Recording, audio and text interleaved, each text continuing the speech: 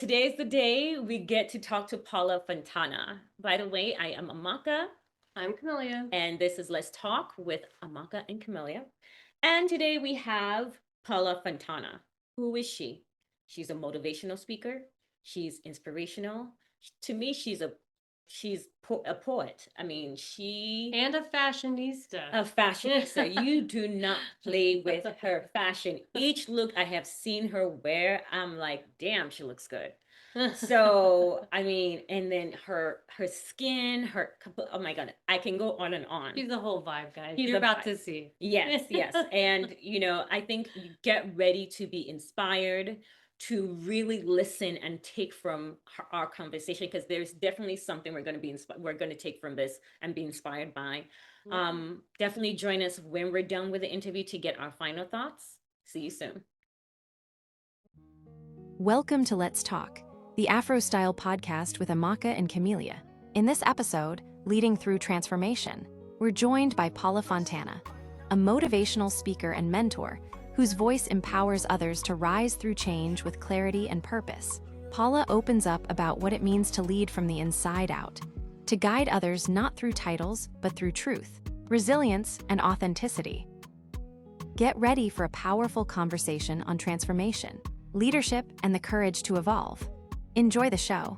Thank you so much for joining us, Paula. I really appreciate your time with us. My pleasure. My pleasure. And I understand that you follow the magazine, and it was actually because we tend to, of course, people reach out to us, but we also like to reach out to people to invite to be a part of the podcast, and people that we see are doing great things, inspirational, admirable type things. And I was looking through your page and was like, yeah, we need to connect with her because you're amazing in what you do. Oh, thank you so much. I appreciate that. Yeah. So let's kick off. Like, Okay. what got you to where you are now? I know that the story, I don't know if you've seen the plug that we posted prior to our video, our interview, our conversation now. You told a story of how people, will compliment your bald head, and, and of course it's appreciative that they'll compliment you, but what you went through, Right. internally, physically, verbally from people, of Mhm. course, took you through an emotional roller coaster to get you to where you are now. So can you just tell us a little bit about your background and how you got to where you are now? Yes. So the story that I told was basically that growing up, so I grew up in Chicago a few years ago. During that time, natural hair was not the end thing. Mm-hmm. And I was always told that, hair was the crown of the woman. It has to be long, straight in order for you to be considered beautiful. And so, because I did not have either one of those things, I was pressing and perming and even put a jerry curl in my head throughout the years. And it eventually, one day, I woke up and found it all on my pillow. Oh my goodness. Mhm. Yes, uh-huh. And I was in high school at the time, so as you could imagine, teenagers can be relentless and ruthless, and so all the jokes and being made fun of, called bald, and so it was traumatic to say the least. And because people weren't wearing those cute wigs that they are now, the wig that I had to wear in order to cover it up was ugly. So of course, even more insults and jokes. And so I talk about going through what I call like the fire, right? And by going through the fire and the insults and having to basically rely on, since nobody else was telling me outside, having to rely on telling myself, yes, you are beautiful, Mm. um, was a process. But eventually, once I went through that process and truly believed it myself, then it was a look that I decided to own. And so now, even though my hair does grow, I choose to cut it off in an act of liberation. Right. So that's a lot of wisdom for a teenager in high school. Where do you No, no, think? no. Wait. So wait. So let Oh, me be clear, right? I hit that point in high school. I definitely, so I grew my hair back in high school, eventually, and it wasn't until years later. I cut my hair off like this about 15 years ago. So it oh, definitely was, a lifetime, I guess, of growth and maturity to be able to get to that point. Oh my goodness. Okay, so I know you just said you went through the fire, and I know, of course, reliving the fire is definitely not what we want you to do. But can Mhm. you just give us a little bit of what you went through that made you get to the point where you had to tell yourself, "I'm beautiful, I'm worth it, I am the grande dame that I am." Wow. Yeah, yeah. Oh, so I talked about, sort of high school, but there were other pivotal points in my life that forever changed me or formed me. So I would say another pivotal um, hardship, if you will, that I had to go through was, a rocky marriage, which eventually ended in a divorce. Mhm. And even though, there was no verbal abuse there, just feeling like I wasn't enough Oh, wow. um, was tough, and something that, again, I had to fight my way out of. So there's that. There's also, there's a bit of colorism, I think, in our society, and being dark skinned also wasn't always the in thing either. Yeah. People didn't always appreciate that. And so I feel like throughout my life I was rarely told you're beautiful. It was usually you're smart, Mm. but not that you're beautiful. And so all of those things, like, all the way from high school through failed marriage, the voices of negativity, or not even negativity, just not feeding into me, or not telling me that, those positive reinforcements that you need as a woman to be able to feel like, yes, I can step into that. And that can be everything from, what you see in magazines, Yeah. or what you see on commercials, on TV, all of those type of things. If all of those aesthetics sort of point to looking one way, and then you then look the opposite, even if you're not saying the words, you're sending a message. Oh my goodness. That's well, I can attest to that when it comes to skin tone, Yeah. where I remember in college when I remember we went to the club back in the day. Not now, but I remember, I'm not gonna say the name of the artist, but I remember the artist was giving his phone number, and I could see that he was kind of pinpointing a Ah, certain color. ah, And I mercy. remember, of course, he's the artist, and I'm like, "Ah," and everything. I'm trying to reach my hand out to get. He pushes my hand away and gives it to my friend then and she was lighter. She's a black girl, but she was lighter Mhm. than me. Yeah. And he gave it to her. And I was like, dang. Okay, low key sidebar. So pathetic for a guy to be like, here's my number, many women. Right. Yeah. You're right. And then this one woman is like, give me your number. He's like, not you. Yeah. That one. You dodged a bullet if you're Yeah, having. I Definitely. definitely did dodge a bullet. So I can understand. And it was heartbreak. I mean, it stung, I have to say, Yeah. as a person, Sure. but it stung. So I can definitely understand that. Did you have like your family there, Uh, or was it more so you didn't get that from your family, or it wasn't enough just hearing it from your family? so that's a powerful question. So I will say that my family is from Belize. Mm-hmm. And don't know if you know a whole lot about Caribbean families, but they also value long hair. Oh, yeah. And so not having that again, and then I grew up very close with a cousin. Like, we were almost like sisters, so we dressed alike, and all of those things. And she was fair skinned, and she did have longer hair. And so it was, like I mentioned, the not necessarily what was said to me, but what wasn't said to me. So she was always like, "Oh, you're so pretty, you're so beautiful, and Paula, you're so smart. Like, love the fact that you get good grades." And so, again, it wasn't that you're calling me ugly, Mm-hmm. but by never telling me I'm pretty, then that affirmation wasn't there. Mm-hmm. Mhm.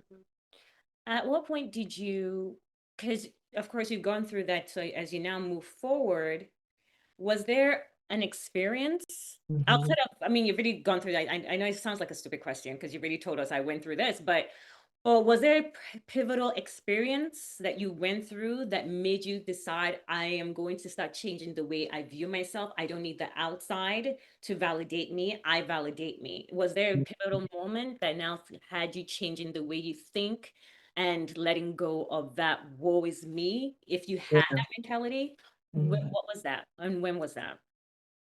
So I would say, college was the beginning only because then, you I'm now open to a much broader community. And I think that was the first time when somebody came up to me like, "Oh my God, you look so exotic. Like I love your look." And I'm like, "Can you talk to me?"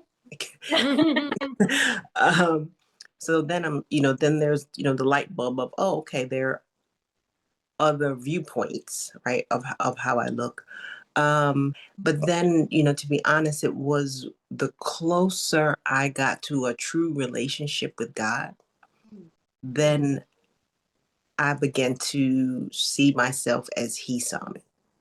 And so if I'm reading in the Bible where I'm fearfully and wonderfully made and all of these positive things, before I was formed, that He knew me, and, all of those positive things in the Bible again. So as I'm getting the positive reinforcements from Him and from people, then relationships who came from God, then I began to say, you know what? Maybe I am cute. Like maybe I am that. And so, like I said, but it was a lifelong journey to be able to get there without having that strong foundation from a young age. Okay. And when you were doing, were you noticing the changes in people that you were attracting to your life? Like, were you now seeing that, okay, the people that are telling me that I'm beautiful, they're not saying you're beautiful for a black, dark-skinned girl. You're Uh, actually meeting people who are actually seeing what you see in yourself. So did you also start noticing that change as well? Girl, if you don't say some words today. So, so yeah, so as you can imagine, right? So initially, in I say probably high school, college, right, looking for love in all the wrong places. That absolutely, was me, and just wanting to hear people tell me that, and of course, I was preyed upon, for that. Um, and but then again, as I began to believe it because it came from internally for who I am, then the type of people who I would say maybe I was attracted to then begin to change, because before it was, oh, I just wanted to hear it from anybody. But now that I am truly believing it myself, then if I can tell that you're just telling me this just to get something else, please go somewhere, sir. Yeah, yeah. Um, but the ones again who became attractive to me because I knew that you are attracted to my spirit and truly who I am as a person, then that's what I begin to crave. Are you a poet? Am I a poet? I did start speaking. So when I initially started speaking, I was doing poetry. Okay. Oh. Uh-huh. Why did you ask me that question? Because I was telling her that when I was watching your videos, the way you talk reminds me of Maya Angelou. I Oh, don't wow. know if you've been told that before. And Uh, so the way you tell, you can say just the line, the way you say, it's almost like when you say, like, for example, you can say, "Get away from me, you peasant." You'll be like, "Get away from me." And I'm just like, oh, that touched my soul. And I'm just like, I told her, like, I think she writes poetry. I think she's a poet, but I'm watching your videos and they're inspirational. But those sit down, like where you are right now, watching those videos, I'm like, of course, the confidence is there, but I'm like, there's something poetic in when you're Yeah. giving your thoughts. When I So, started speaking, actually, I started with poetry. And okay. so I used to speak quite often in church. Maybe there's women history programs, Black history programs, Christmas programs, but then also for weddings, funerals, birthday parties, events, I would create sort of custom poems just for that particular occasion, memorize it and recite for people. So that's how I got started speaking. Wow. That is such a cool like path to what you do. Like to I Are you to writing a book or something? I'm like, that's that's no, it beautiful. It's such really, an organic evolution, sounds yeah. Are you thinking about doing that? If not, you should. like. So now I've evolved into more of a keynote speaker. So Okay. that my passion being able to pour into people at a larger scale. Hmm. So speak at things like, corporates, for employee resource groups at conferences and those types of things. What's the general like themes or topics Mm. that you tend to favor towards or be called in for? So as you could imagine, it is mostly about empowerment. Yeah. So Mhm. getting people to believe that they have what it takes to, whether that be succeed in corporate, um, whether it's women believing themselves and overcoming imposter syndrome. So sort of all of those things that I had to navigate myself and through my journey is what comes easy to me to speak into others. What do you think people's main blockage is when it comes That's a to good realizing question. their own power or really realizing Hmm. their own beauty? Like what's the big blockage? In like that internal voice that says, you're not enough. And unfortunately, as it was with me, perhaps it was reinforced or is reinforced by others. But ultimately, it's what you tell yourself that will allow you to overcome whatever it is you hear those outside forces. Um, and so that's, sort of really what I hone in to is how you overcome that internal voice so that you know you are enough or you're worth it, or that you can go after whatever it is that you desire. Is there like a tool set that you like teach people to help them with those challenges? It is, yeah. So I have a couple of frameworks that I speak from. One is called Playing the Flame Game, and then but at the core of it, depending on the venue that I'm speaking from as well, it's also sort of what is my, I guess, daily charge, and that is, reading the word of God, or it is maybe, reading motivational speaking, or meditating, or whatever it is, however it is that you believe. But that's also one of the main reasons why I do daily affirmations on social media, just because there are so many negative voices telling you otherwise. And I believe that it's my God-given purpose to be able to counter that, for as many people as I can. That's really cool. That's pretty cool. I mean, so let me ask you, you talk about, of course, empowerment. Is there a difference between being able to be in your purpose, or now I forget the question because I was just thinking about it as we were talking. But in terms of empowerment, women empowerment, what Mhm, would you say that women you've noticed about women out let's take away the men because I know that it's more so for women empowerment, of course, not mhm. saying that men don't matter. Right. But that is, that's your core, people. Mhm.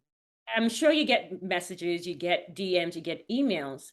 What would you say women are learning from you in terms of your message to them that they probably were not paying attention to before, and you feel like you want to keep reminding? Mhm. And we are the main ones who suffer from that imposter syndrome, or that we're not enough. So what I have found is that men, and it's incredible, like let's say for jobs, for example, they might only be able to, if they see a job and they have maybe 40% of the experience, they're like, oh yeah, I can nail that. I'm gonna apply for it. Yeah. Whereas women, we could have 95% of what they're looking for and would say, oh, well, I don't have that 5%, so I'm not ready. Yeah. You hitting me right now? Like, and it's like multi-generational across all industries. So that's what I feel like we just lack. And I can't quite pinpoint why that is. But that is definitely an issue that I think many women deal with. And how do you think we can I won't say, well, how do you think we can overcome this? Like women can overcome this? Like what, you may not have the answers to everything, but what do you think would help? Mhm. More of us in those seats and in those positions, pouring into other women who are coming up behind us, telling us that this is what I'm suffering from, right? So just because you do it scared, if you probably heard that before, Mm. um, more of us need to tell younger women this is how you navigate it. I'm navigating it because women may look at me and say, oh, she has it all together. She's confident. She doesn't suffer from this. Something must be wrong with me, why I do. And that's absolutely not the case. Like every day, I have to remind myself, you are that bitch. Like go ahead and get in that room. That's what I say to her. That's what I say to her. Verbatim. Yeah, Same I say that to her. I'm like, you're that bitch. And she, sweetie, and she, because when I first started saying to her, she was looking at me like, I was like, why are you saying that? I was like, because you're that bitch. That's right. Yeah, That's a great compliment. yeah, that's true. Sorry, go ahead. I mean, I actually said it to her this morning. I said it to her today. More than once. Yes, yes. So, you know, Yeah. So we just have to tell each other. And like I said, pour it into our girls coming up so that they will have that confidence and know that they can do anything. Each one teach one. That's what it's about. here's the thing that I tend to like say from time to time. Sometimes our community, be it Mhm.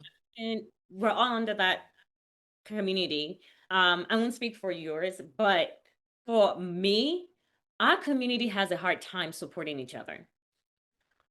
I don't know why, Mhm. Mhm. but we demand to be seen. Yep. But when it comes to supporting, we tend to thumb, I'm not going to generalize, but I will say we tend to thumb our noses at people who want to be there to, to be in the midst of where things are going down. And Mhm. then our community wonders why people will go outside of our community to grow. What do you think that is? Is there any way that we can change this? Again, you don't have the answer to all, all the answers, but just based on what you've experienced being in the corporate world and now doing your own thing, what Right. do you think? Oh, I mean, so being in the US, Mhm. the most I can contribute it to is the 400 years of slavery that we had to go through, where we were encouraged, if you will, to fight against each other so that we didn't come together. Right? Mhm. If we came together, then that would be a problem. Because I've just got to believe that when we were in Africa, we were working together. Mm, mhm. And so now if sort of forced out of your homeland and now you are, basically being sold and told to break apart, that we haven't quite as a community found a way to heal those wounds to be able to now work together. Mm. Yeah, I think it's just so sad when groups are placed in fighting positions where they're Hmm. being versus Yeah. being able to support one another. And I mean, like that just breaks my heart. The way that you articulated that is, I can see it being so true. It's true. But I do see it. This we call it crab culture. Mm. So there's something like Crabs in a barrel. yeah, Yeah. crabs in a barrel, which I've heard of, being a big thing for Filipinos, and it breaks my heart too. But I think it's everywhere, Mhm. whether it's women or if you're like trying to fight your way up the corporate ladder. What is the difference in that mentality of the thrive together mentality versus the only way I can get up, I got to pull you down? Like how do people flip once you kind of pick a side or a motive? You know? Right, yeah. That's a good question. And I think that sort of, goes to the point about how do we fix it? Uh, Mhm. because it would have to be a whole mindset, not just from, internally, but then also the community or whoever you're hanging around, your environment, right, also has to have that mentality. And so perhaps if we can't do it as a whole, perhaps we can begin with pockets.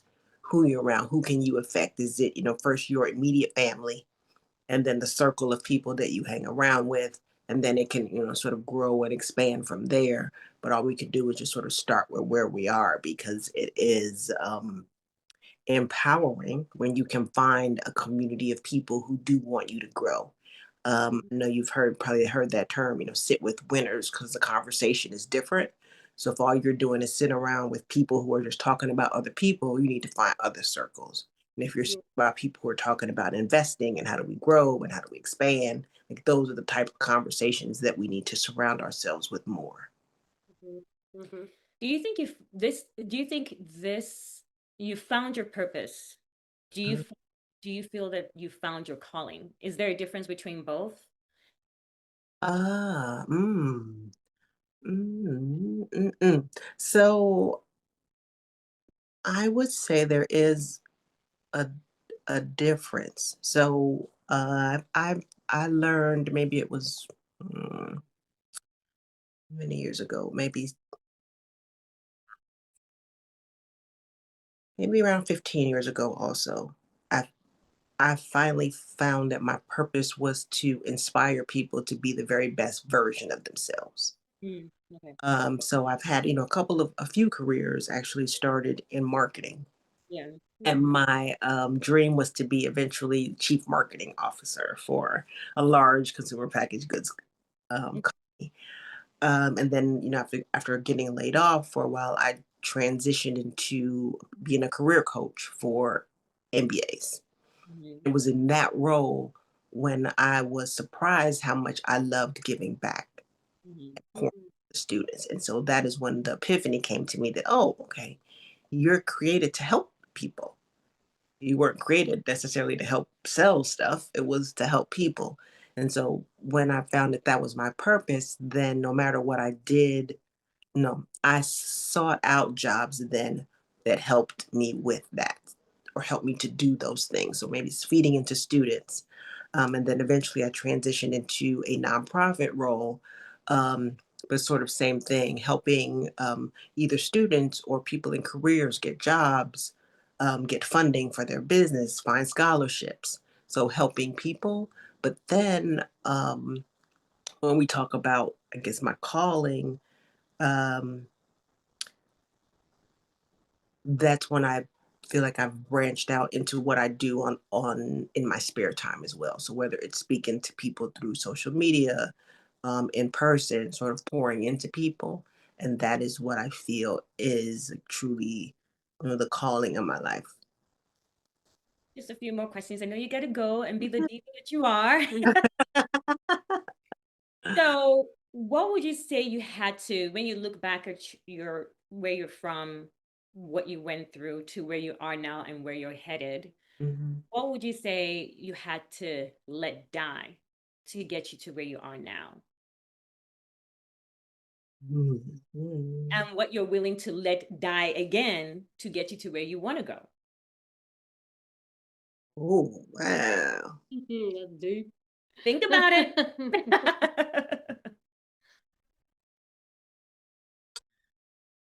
Mhm, mhm. Mm. So we kind of talked about this before. The first thing I had to let die was other people's standards of beauty. Yeah. Okay. Um, or yeah, or other people's standards even of what perfection looked like or what sex success or good looks like. Maybe that's a better way to phrase it. Realizing now that I'm successful based on my version of success, or it's me. So I have my own path, and other people have their own paths, and not that one is, good or better than the other, but it's mine to own. And so, thank you for your feedback. Appreciate it, but it's Mhm. really about what is core to me. Yeah.